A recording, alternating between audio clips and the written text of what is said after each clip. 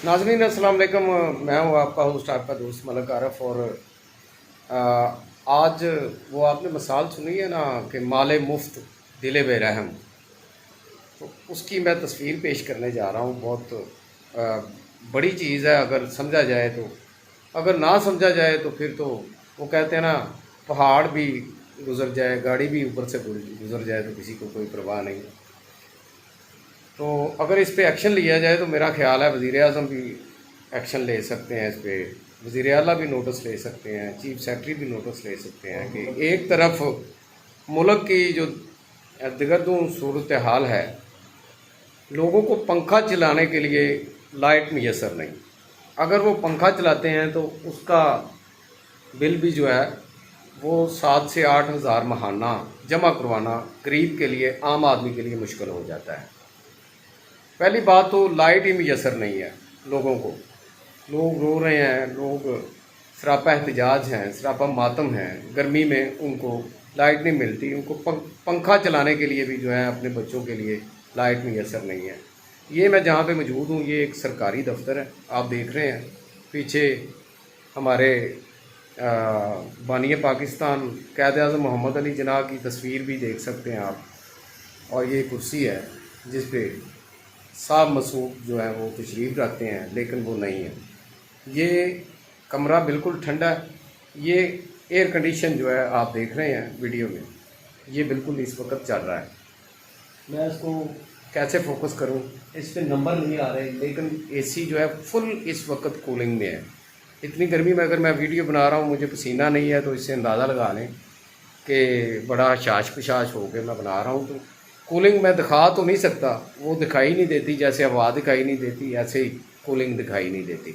तो यहाँ पे ये पंखा भी चल रहा है, ये वाला, ठीक है, लाइटें भी चल रही हैं, लेकिन ऑफिस में कोई भी नहीं। ये कुर्सियाँ, ठीक है, ये सब कुर्सियाँ आप देख सकते हैं खाली पड़ी हुई।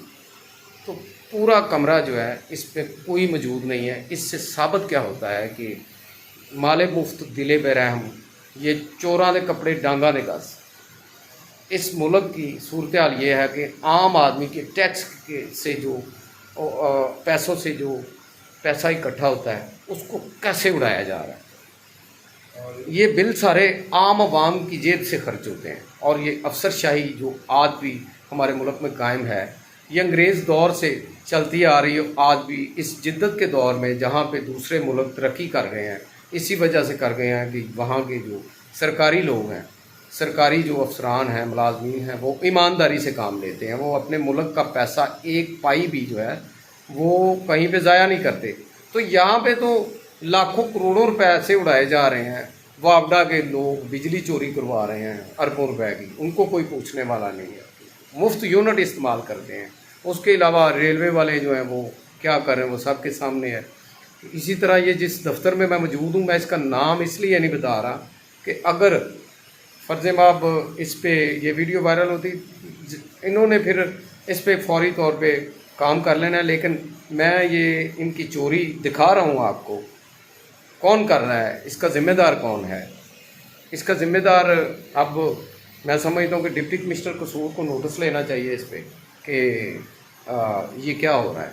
क्या डिप्टी कमिश्नर इसमें ज़िम्मेदार नहीं है? दूसरे जो ज़िले अफसरान जो चला रहे हैं सारे सरकारी दफातर, उनके अंडर आते हैं। तो ये सिर्फ मैंने आपको सैंपल दिखाया है, ये मैं सैंपल दिखा रहा हूँ। ये सिर्फ एक दफ्तर में ऐसे नहीं है, पता नहीं कितने हज़ारों दफातर में ऐसा हो रहा है। एसी चलाए हुए हैं और आउटपुट कुछ भी नहीं है।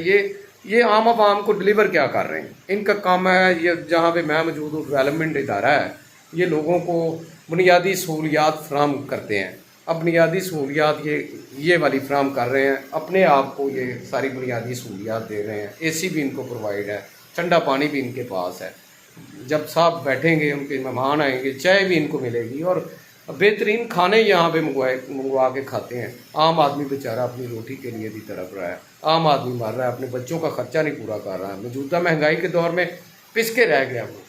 तो इस पर किसको मोर्द इल्ज़ाम ठहरा है? सभी इसमें शामिल है। अवाम तो बिल्कुल ही इस पर मतलब बरी ज़िम्मा है। आज तक अवाम ने ये नहीं किया कि मतलब वो अपना ये कर लें कि اس پہ جو موجودہ حالات ہیں اس کے سلسلہ میں وہ سڑکوں پہ آ کے اپنے حقوق کے لیے جو ہے وہ احتجاج کر سکیں.